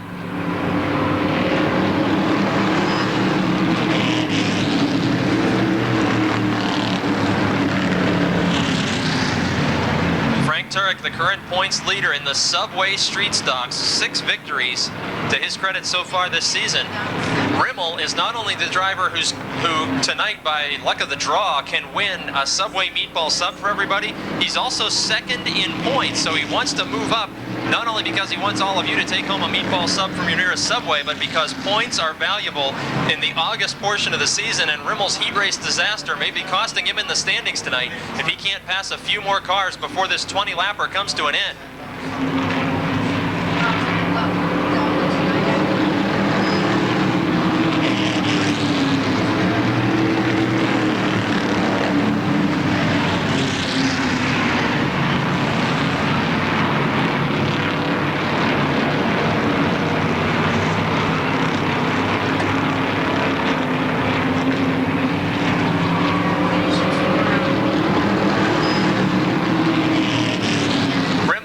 To the inside of Nicola at the back of the field advancing, but we may have a battle for the 2nd position coming up as we're working lap 8. Frank Turek all by himself out front In the second position, it's the 25 car of Dave Tavernino from Wilmerding, and right on his heels is Jason Holder from Stoystown in the 74 car. Behind them, another close battle. That's the 73 machine of Lonnie Hoffman and the 15, Jonathan Heilman. Great racing back in the field, but up front, Turek has this one well in hand.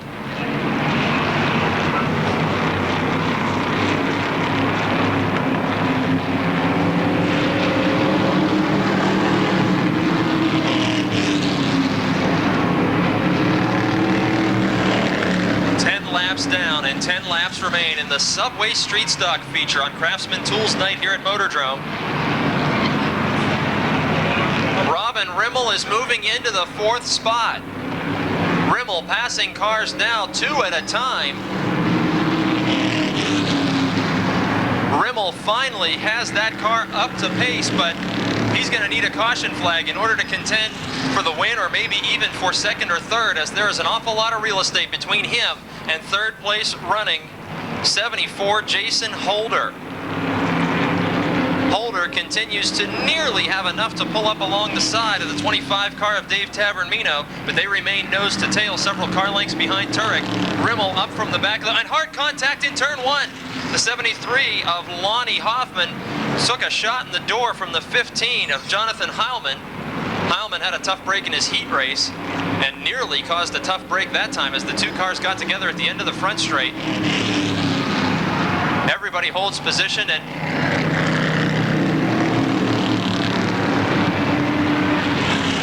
several cars losing the grip out of turn 4, perhaps something a bit slick on the racetrack as 4 or 5 cars in a row slid out toward the wall.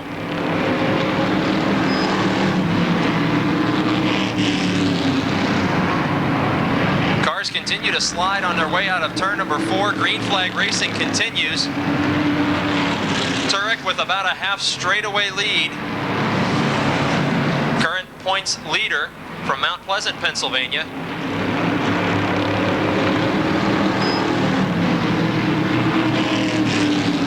Only 5 laps remaining.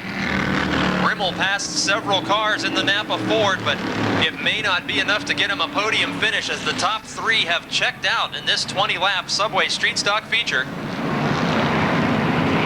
Rimmel, whose family members are celebrating birthdays this weekend and whose name was drawn for the Subway Challenge tonight, all by himself in 4th.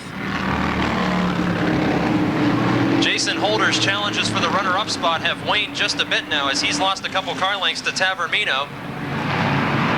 And Frank Turek has had this one in control from the drop of the green. He has run a near flawless race to this point and only has 3 laps to go to the checkered flag, which would be his 7th of the season if he can hang on.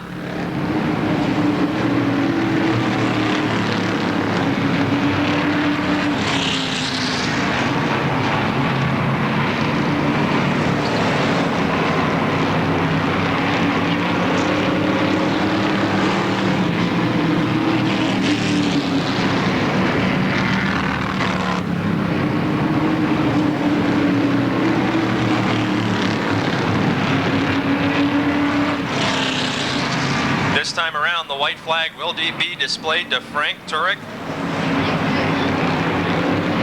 Top 5 cars spaced out around the speedway. Subway Street Stock feature tonight going without a yellow book caution flag. And from the drop of the green, it was a flawless performance for the Frank Turek Heating and Plumbing Star Chevrolet number 5. And for the 7th time in 2004, Frank Turek, the Subway Street Stock feature winner at Motordrome. Dave Tavernino hangs on for 2nd. And coming home in the 3rd spot, Jason Holder in the 74 machine. Here, bud.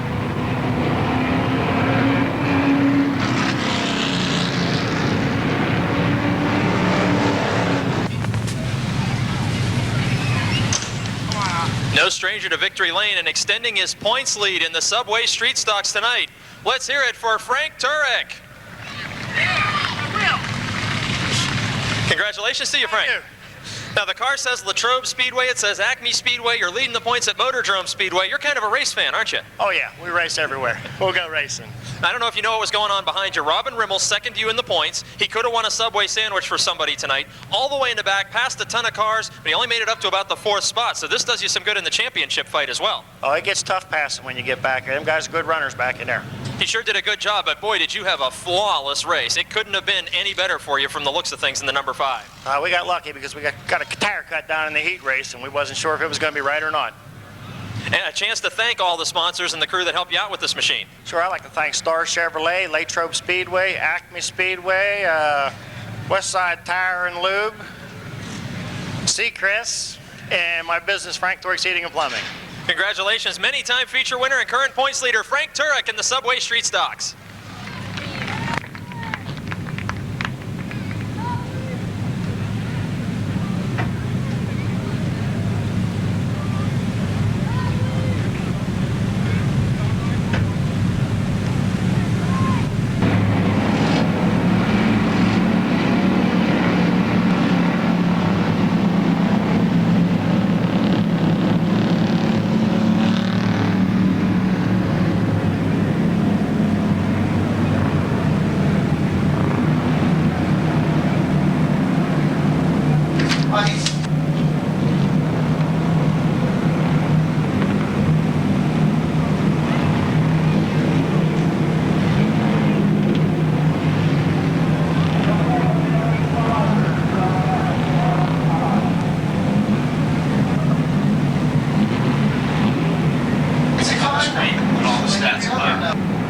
Charger Division A main just about set to get rolling.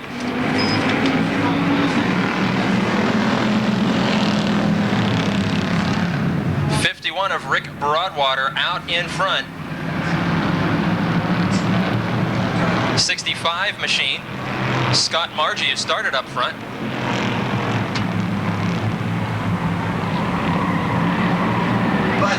Andrew Kostelnik, Butthead, holding on to the 2nd spot. 04 of Bob Shipp. 24 of Scott Aiello.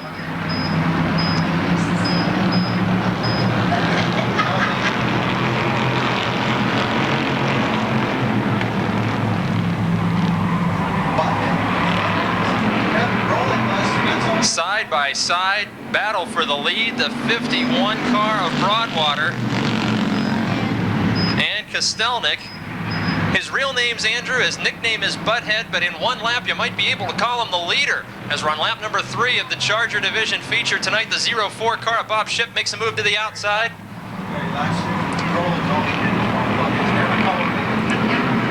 Kostelnik indeed has the point position. He's out there by himself as they're 2 wide behind him.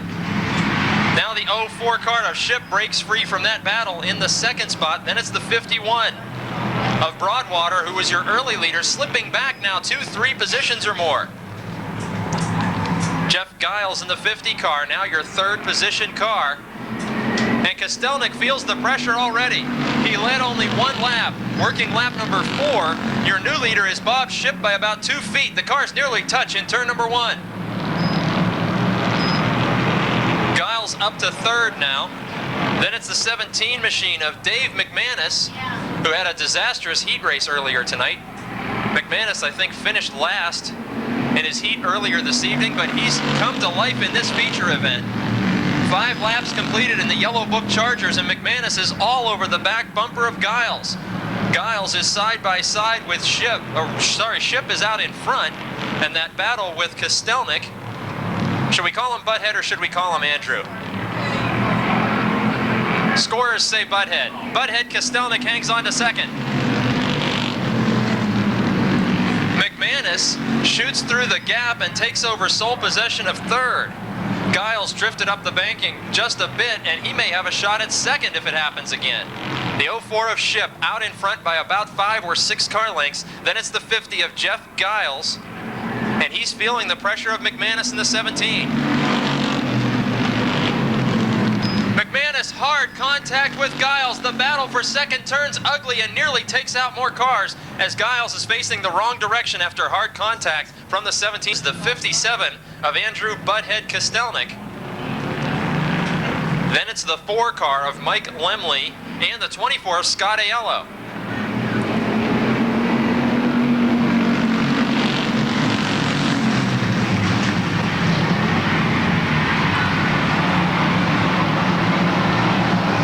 The 51 of Rick Broadwater currently completes the top 5. He led this event early. Then in 4th, Scott Aiello in the 24, the 4 of Mike Lemley. Butthead Kostelnik, who's in jeopardy of losing 2nd now, was also a leader in this event earlier on. But right now it's Bob Shipp with the 04. He's got things pretty well his way with a several car length advantage, and the 2nd place battle going side by side is only going to help him. Lemley to the inside, Kostelnik to the outside. In turn 3 and 4, they remain side by side. Lemley looks to have position on the front straight and takes away the 2nd spot.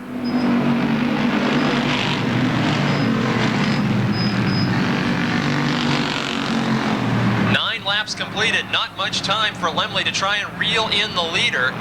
Kostelnik hangs on to 3rd, but Aiello might be challenging. The 24 car out of the Germec Racing Stable, Scott Aiello, right on the back bumper, challenging for a podium position. Kostelnik, who led this race early, is feeling the pressure now. He could be sliding back as far as 4th if Aiello can complete the pass in the 24 car.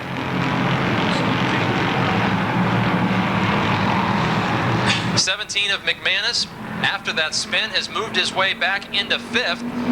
He's on the scoreboard again after he caused the spin and was sent to the rear. Lead battle tightening up just a little bit. The 4 of Lemley is definitely gaining ground on the 04 of Shipp. Into turn 3, it's about a 2 car length advantage, maybe a little less as they head for the front straight. Lemley will try on the outside. If he can make it stick, it will be an impressive pass, working lap 12. Side by side for the lead and side by side for 3rd, but we're going to watch the lead battle go into turn 3. Bob Shipp in the 04, Mike Lemley in the 4. Lemley seems to be able to get the job done on the high side, but there's only 2 laps remaining. Action all over the speedway right now in the top 5 spots, but the lead battle with 2 to go finds Shipp still out in front by a couple of feet. Lemley only trailing by the distance of a fender. As they're side by side again in turn 4, headed down the front straight, white flag in the air. Leader still Shipp by only inches. Working the final lap. Scott Aiello has taken over 3rd. Dave McManus is 4th, but down the back straightaway. A 1-fender lead this time for Mike Lemley in the 4 car. Shipp holds the bottom side and Shipp spins. The leaders have taken each other out of this event.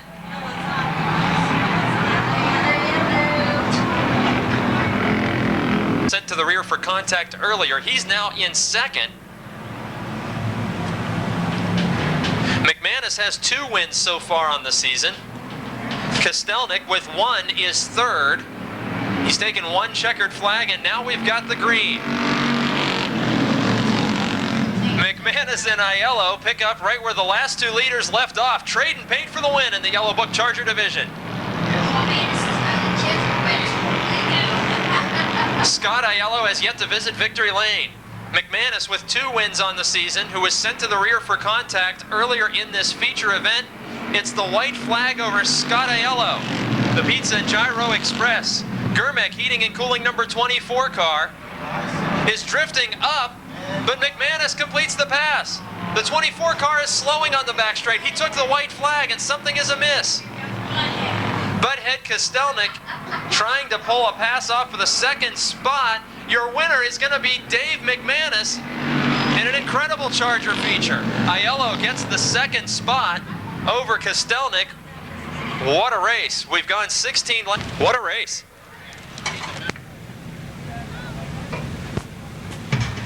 You know, folks, I know you don't want to hear anything about me. I'm just taking the place of your regular announcer, but I go to like 150 races a year. That's the strangest one I've seen all season and one of the most exciting ones so far in 2004.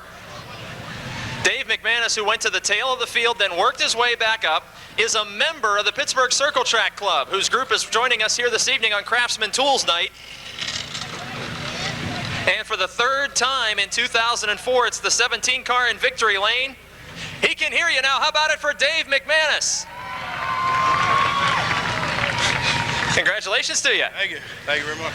Now, you probably had a pretty wild ride because you had to go all the way to the back, come all the way back up to the front, but there was even stranger things happening before you got back to the front. Well, that's what I told Denny. I said, you know, first of all, I apologize to Jeff Giles. I would never, ever intentionally hit him. That was just a bad call. I thank Denny for sending me to the back.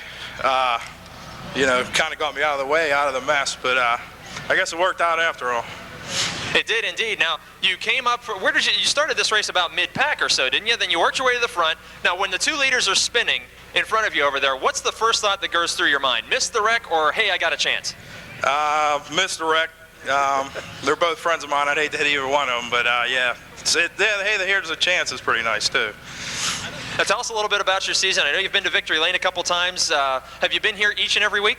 No, I had to miss a couple weeks for family things, and didn't get to run a full schedule, but missed 2 weeks. Car was running really bad the last couple weeks, and we basically took it home and tore it all apart and started from zero again, and it worked out, I guess. Well, the ride went to the back and then came to the front. How about a chance to thank everybody that helps you out, the crew and the sponsors, to get you here? Yeah, I'd like to thank my wife and kids who unfortunately couldn't stand the cold and left early tonight. I'd like to thank Bruce Hamilton, my buddy Mike Kameen is here with me tonight. I'd like to thank all my sponsors. I'd like to thank the Pittsburgh Circle Track Club. Anybody out there interested in joining, they're a great club, fantastic activities for the family, and really excited about winning on Circle Track Club, and I wanted to do that for a long time. Congratulations to you. 3rd victory of the season, Dave McManus in the Yellow Book Chargers.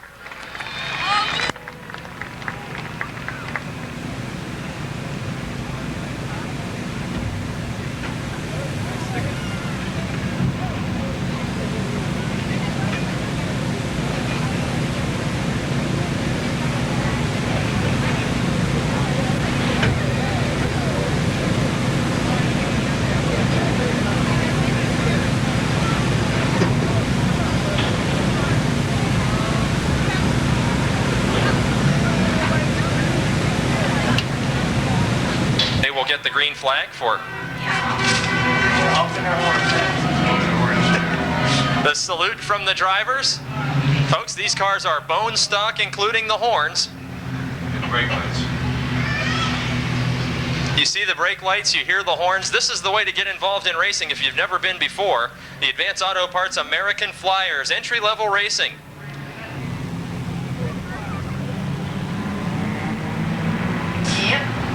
Advance Auto Parts American Flyers get the green flag to conclude tonight's racing program. The 55 machine of Bob Eastman takes the lead by half a car length. The 6 of Bone into the 2nd spot. 3rd, it's a side-by-side battle. Oh, the 0 machine of Richards. Joey Richards with a problem as the entire field splits the 0 machine. He may be headed pit side as it looks like nearly a total loss of power under the 0 car. And we got a problem right here on the front straight, the 48 machine driven by Gary Ankrum of Uniontown. It's all the way to the tail after losing power, it appeared, while racing out the front on lap 1. Bob Eastman leads him back to green flag.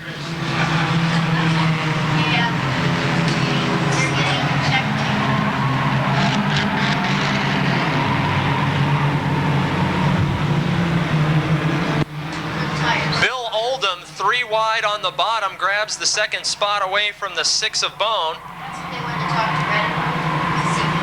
28 car of Larry Vance, very close to the inside retaining wall on the front straight. Bone is in the middle of a 3-car sandwich. They're all making contact with the 50 of Ken Dukich on the outside. He will fall back into the 5th spot. 28 car appears to be the man on the move. That is Larry Vance. He is closing quickly to the back bumper of Oldham, who won his heat race earlier tonight.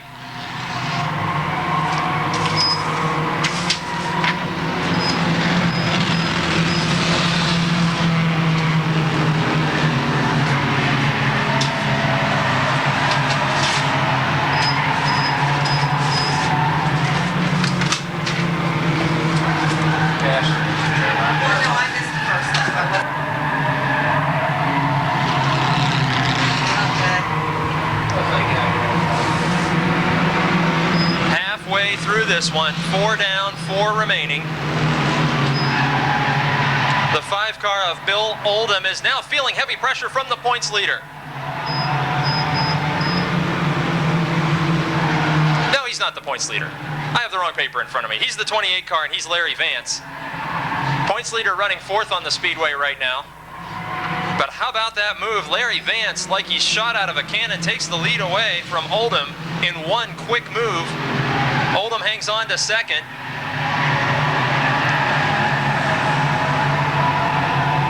Now here comes the points leader. Ken Dukic in the 50 car is up to the 3rd spot. 32 machine on the outside is Dan Jordan. He has just taken position away from the 55 of Eastman.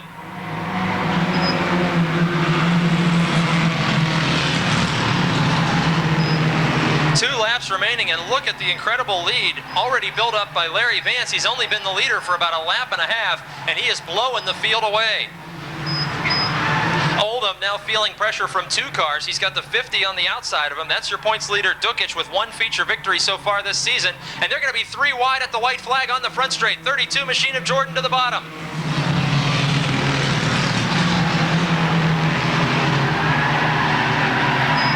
Again, 3 wide, contact nearly made, and they were off the racing surface briefly in turn 2.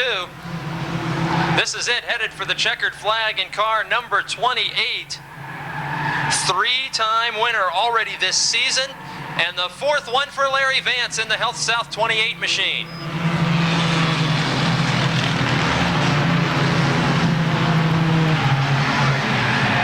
Folks, remember next week, the Napa Auto Parts 100 as the final leg of the Froggy Summer Series.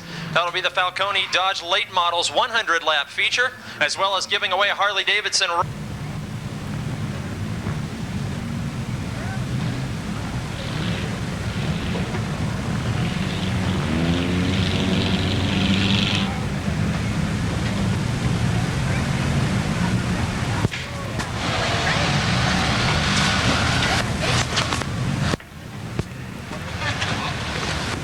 He's out of the car and can hear you. Larry Vance, congratulations to you, sir. Thank you very much. That was a pretty hard-fought battle there, but when it came time to take the lead, you took it in a big way and checked out right away. I was actually very surprised I could do that. I switched my tires around in the heat race. It didn't seem to handle well, but I guess after all the rubber got in the track, that really helped me out. Boy, it was just one sudden burst and you were gone. Now, you've been to victory lane before. Has your margin of victory been the same? Yes, it has.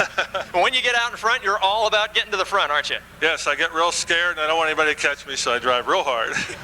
Indeed, you did. A great way to end Craftsman Tools Night here at MOTORDROME Speedway. Congratulations again on your win. Thank you very much.